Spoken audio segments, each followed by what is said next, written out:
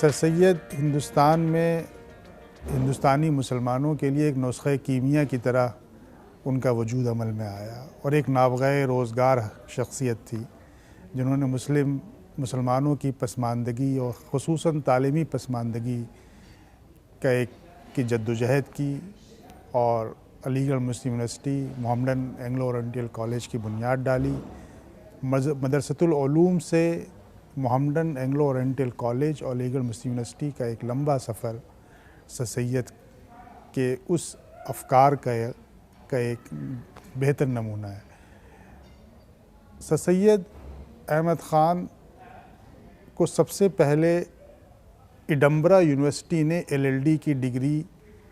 تفویض کی تھی، اور یہ ایک اپنے آپ میں ایک ایسی حقیقت ہے کہ جب بانی درسگاہ کو، جس کو ہم سر سید علیہ رحمہ کہتے ہیں، کہ سر سید کو کسی اتنی بڑی مشہور غیر ملک کی یونیورسٹی نے قانون کی سب سے بڑی ڈگری سے ان کو نوازا، جو آنرس کاؤزا تھا، جو ان کو تفویض کی گئی ایڈنبرا یونیورسٹی سے LLD کی ڈگری تھی۔ سر سید نے اپنے عہد میں ایک عجیب تہذیبی کشاکش کو دیکھا۔ ایک طرف مغلیہ سلطنت کا زوال تھا، دوسری طرف برٹش سامراج کی حکمرانی تھی، اور ان دو پارٹوں کے درمیان مسلم قوم جس طرح سے تہو بالا ہو رہی تھی، تو سر سید کی جو گرفت ہے قانون انصاف کے نظام پہ بڑی گہری ہے۔ دوسری بات میں یہ کہوں گا کہ سر سید کے یہاں ایک قانونی بصیرت بھی بہت زیادہ پائی جاتی ہے۔ وہ ہو سکتا ہے وہ اس کی وجہ سے یہ رہی ہو کہ آپ نے منصفی کا امتحان پاس کیا برٹش حکومت میں، اور سب سے پہلے مین پوری جو ایک جگہ ہے UP میں، اٹاوا کے قریب ہے، قنوج کے قریب ہے، وہاں پہ آپ منصف ہوئے۔ تو یقیناً یہ بات کہی جاتی ہے، اور یہ ایک بہت بڑا ریسرچ کا موضوع ہے، کہ سر سید بحیثیت منصف کتنے انہوں نے فیصلے صادر کیے، اور ان فیصلوں میں سر سید کی قانونی افکار اور خیالات کا اپنے دور کا کس طرح سے اس کا اظہار ہوا، یہ ایک تحقیق کا بڑا اچھا موضوع ہے۔ اور میں نے اس سلسلے میں جب سر سید اکیڈمی کے پچھلے ڈائریکٹر صاحبان سے جب میں نے رجوع کیا، تو انہوں نے کہا کہ آپ اس پہ کچھ کام کریں، اور یہ ایک ایسا اچھوتا اور تشنا موضوع ہے جس پہ کچھ چیزیں اگر سامنے آ جائیں تو دنیا کو پتہ چلے۔ لیکن سب سے بڑا مسئلہ یہ ہے کہ منصفی کے درمیان جو وقت ہے وہ تقریباً ایک صدی سے زیادہ کہیں ماضی کی بات ہے اور ایک کا زمانہ ہے،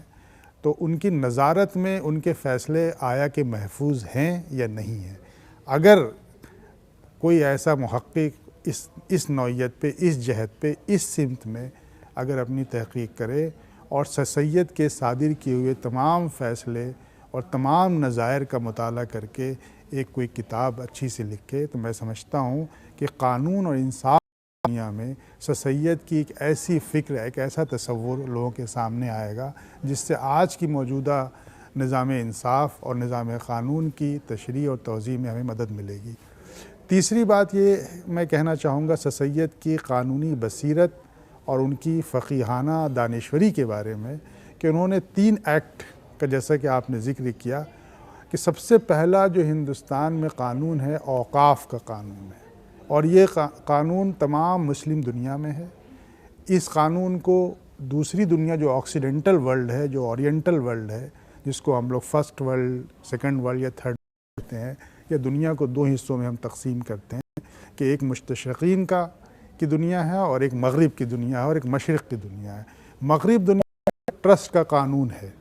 لیکن مشرق کی دنیا ہے جہاں پہ اسلام ایک منبع ہے، ایک ہدایت کا سرچشمہ ہے، وہاں اوقاف ہے اور اوقاف کی وزارت ہے۔ وقف اور اوقاف ایک ایسا موضوع ہے کہ خود ہندوستان کے اندر اوقاف کی اتنی املاک کہ جس کا اگر آپ تخمینہ لگائیں تو میں سمجھتا ہوں کہ اس اوقاف کی املاک کی آمدنی سے مسلمانوں کی پسماندگی خود بخود اس سے ہو سکتی ہے۔ لیکن اوقاف کے قانون کے بعد سر سید نے سب سے پہلے مسلمان وقف ایکٹ کو تجویز کیا، اور سر سید کا ایک مجوزہ اور تجویز کردہ ایک وقف کے اوپر جو انہوں نے مسودہ قانونی تیار کیا تھا، وہ پڑھنے سے تعلق رکھتا ہے، اور آج تک میں سمجھتا ہوں کہ جو نیا ایکٹ 2015 کا ہمارا وقف ایکٹ آ گیا ہے، اور گورنمنٹ نے اب تو نیشنل ڈیولپمنٹ وقف کونسل کی بھی جو ہے داغ بیل ڈال دی ہے، لیکن بنیادی جو کلیات ہیں، جو بنیادی اصول ہیں اوقاف کے، سر سید نے اس کی داغ بیل اپنے ہی زمانے میں اپنے ہی تجویز کردہ اس مسودے کو یا اس بل کو انگریزی حکومت سے وہ پاس کرانا چاہتے تھے، اور بعد میں وہ پاس ہوا ہے نا۔ اور اس طرح سے ہم دیکھتے ہیں کہ دوسرا بل جو انہوں نے یہ کیا تھا، مسلمان ویلیڈیٹنگ ایکٹ، ایک دوسرا انہوں نے بل جو ہے انگریزی حکومت کے سامنے رکھا، اور ایک تیسرا بل جو ایک مدرسۃ العلوم کے قیام کے بعد اور محمدن اینگلو اورینٹل کالج کے قیام کے بعد سر سید کو یہ خیال آیا کہ تعلیم نسواں، یعنی کہ عورتوں کی جو تعلیم ہے اور جو نسائیت ہے اور جو ایمانسپیشن آف ویمن جس کو ہم کہتے ہیں، جو پوری نسائیت کی پوری ایک تحریک ہے، سر سید کے افکار و خیالات کا بظاہر ایک نمونہ یہ بھی ہم کو ملتا ہے کہ انہوں نے نسائی تحریکوں کو بھی بہت فروغ دیا، نسائیت کو فروغ دیا، اور انہوں نے مسلم خواتین کے لیے اور مسلم لڑکیوں کے اور بچیوں کے تعلیم کے لیے ایک مجوزہ بل تیار کیا۔ تو اس طرح سے ہم دیکھتے ہیں کہ منصفی سے ان کی جو کارگزاریاں ہیں بحیثیت منصف، اس طرح سے ہم دیکھتے ہیں کہ انہوں نے جو 3 مجوزہ قانونی مسودے اپنی نگرانی میں تیار کیے،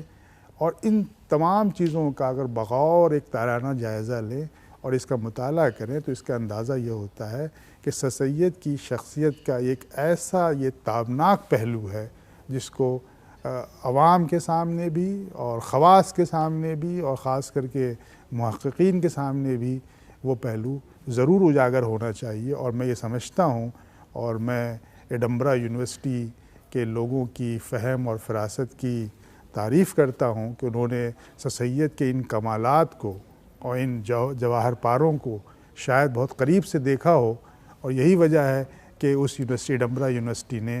آپ نے جو آنرس کاز ڈگری تفویض کی وہ قانون کی سب سے بڑی ڈگری تھی۔